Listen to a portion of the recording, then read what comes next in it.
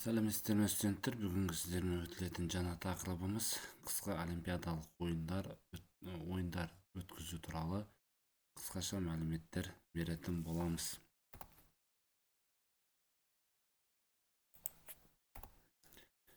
Қысқы олимпиадалық ойындар бұл әлем елдерінің ең мықты спортшылары жиналатын ірі халықаралық спорттық іс-шара. Бұл ойындар тек қысқы спорт түрлерін қамтып, адамзаттың күш-жігері мен бірлігінің символына айналған. Олимпиадалық ойындар бейбітшілік, ынтымақтастық және салауатты өмір салтын насихаттайтын маңызды мәдени құбылыс болып саналады.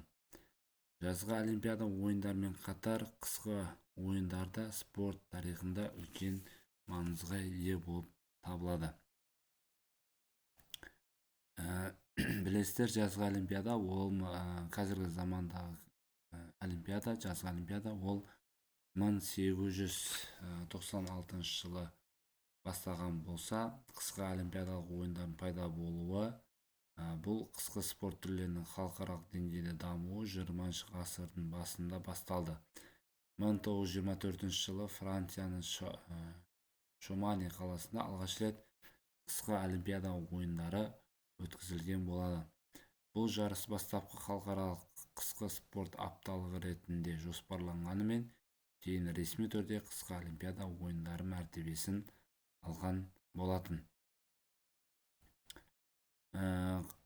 Қамтылатын спорт түрлеріне келетін болсақ, жалпы қысқы спорт түрлерінде қысқы олимпиада 15-ке жуық спорт түрлерін қамтиды. Олар шаңғы жарысы, мәнерлеп сырғанау, хоккей, сноуборд, биатлон, бобслей, шорт-трек, керлинг және тағы басқалары. Бұл спорт түрлері әр елдің табиғи жағдайына байланысты дамиды. Мысалы, Норвегия мен Канада шаңғы мен хоккей дамыса, Азия елдерінде шорт-трек пен мәнерлеп сырғанау кең таралған. Әр өзінің елінің жалпы сол бір спорт түріне немесе басқа да бір 2-3 спорт түріне жақсылап қарайды және сол спорт түрлері бойынша жалпы жұмыстар жүргізіледі. Және көптеген спорт түрлеріне қазір Финляндия, Норвегия, одан кейін биатлон спорт түрлерінде жалпы Франция елдері қазіргі таңда мықтылардың қатарында болып табылады. Биатлон әрине бұл винтовкамен атып, тұрып ату және жатып ату екі әдіс арқылы қолданылады. Берілген оқтары, яғни таусылып қалған жағдайда, ол уақытта өзінің штрафной круг деп не аламыз, сода жүріп, содан кейін қайталап қатарға қосылады. Бұл жерде жазылған, яғни спорт түрлерінің әрқайсысы мысалы ішіне жекелей кіріп кетеді. Мысалын айтатын болсақ, жеңіл атлетика, жазғы олимпиадасы. Солда мысалы жеңіл атлетиканың ішіне жүгіру, лақтыру, секіру кіретін болса, шаңғы жарысында да мәнерлеп сырғанау мысалы жекелей командалық бар. Хоккей мысалы көгалды хоккей, мысалы мұз үстінде хоккей бар. Биатлонның жаңағы 4 түрлі, одан кейін ара қашықтығы бар.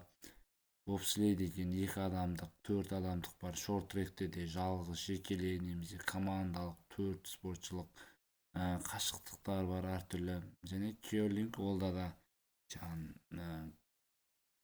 аралас болуы мүмкін, бір қыз бір ер бала болып, немесе жеке қатысуда мүмкін. Осылай әрқайсы спорт түрінің жалпы ішіне қарай тағы спорт түрлері бар болып табылады. Медалдар мен жетістіктерге келетін болсақ, тарихта қысқы олимпиадада ең көп медаль алған елдер олар Норвегия, Германия, ақш, Канада, Ресей болып табылады. Қазақстан қысқы олимпиадаға тәуелсіз ретінде 1994 жылдан бастап қамтылып келеді. Ең ірі жетістік 1994 жылы Владимир Смирновтың алтын медаль жеңіп алуы болып табылады. Олимпиаданы өткізетін елдер мен инфрақұрылымдарына келетін болсақ, Олимпиада ойындарын өткізу үлкен жауапкершілік. Қалалар жылдар бойы дайындалып, спорт нысандарын, жол, көлік жүйесін, қонақ үйлер мен экологиялық қауіпсіздігін жақсартады. Бұл елдің туристік тартымдылығын арттырады және халықаралық аренада беделін өсіреді.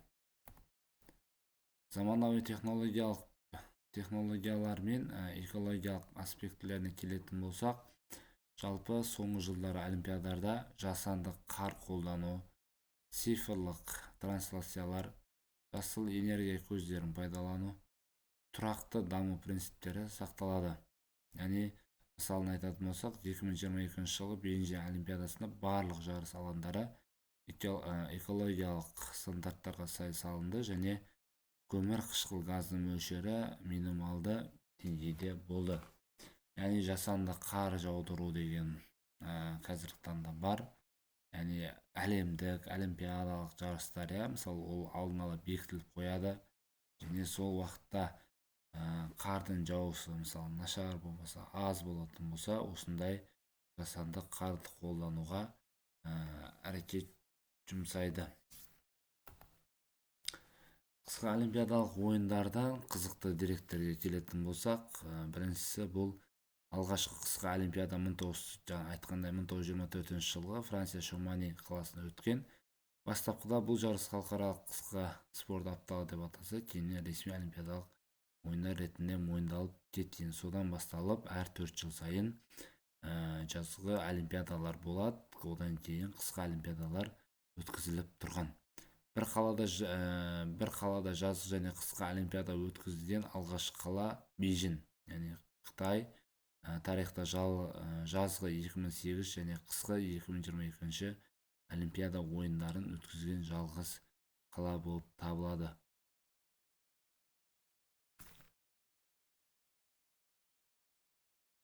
Ең көп айттық, және ең көп медаль иеленген ол Норвегия. Қысқы олимпиада тарихында ең табысты мемлекет болып табылады. 2022 жылғы деректер бойынша олар 400-ден астам медаль жинап алған екен. Азиядағы алғашқы қысқы олимпиада ол 1972 жылы Саппоро, Жапония қаласында өтті. Бұл Азия құрлығындағы алғашқы қысқы олимпиада болып есептелді. Бесіншісіне келетін болсақ, отбасылық олимпиада рекордтары, яғни канадалық Дюфер Лапуант әпкелісінілер 2024 жылы Сочиде фристайл могул жарысында алтын және күміс медаль жеңіп алған болып, осындай отбасылық рекордтар орнатылған болады. Ең жас олимпиада чемпионы Ким Юн Ми, оңтүстік Корея, 1934 жылғы олимпиадада шорт-тректен 13 жасында алтын медаль иеленген. Бұл тарихта ең жас қысқы олимпиада чемпионы болып есептелінеді.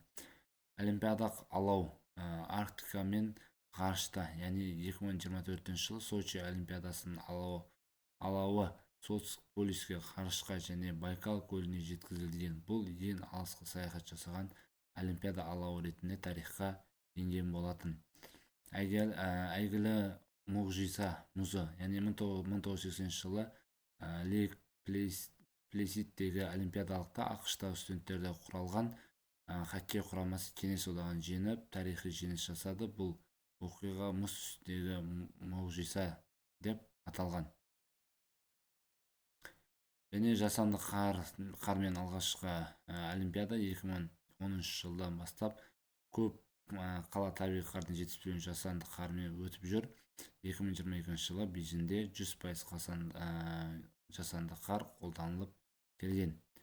Қорытындыға келсек, қысқы олимпиада ойындары бұл әлемдік деңгейде спорт мерекесі ғана емес, адамзат татулығы мен бейбіт өмір сүруге ұмтылысын білдіретін тарихи құндылық. Жалпы қысқы олимпиада түрлері, бұл өте қиын спорт түрлерінің бірі болып табылады. Әр 4 жылда болатын спорт түрі, барлық спортшылар қатты дайындалады бұларға. Жалпы осы қысқаша мәліметтерді дұрыс түсінді деп ойлаймын. Назарларыңызға рахмет.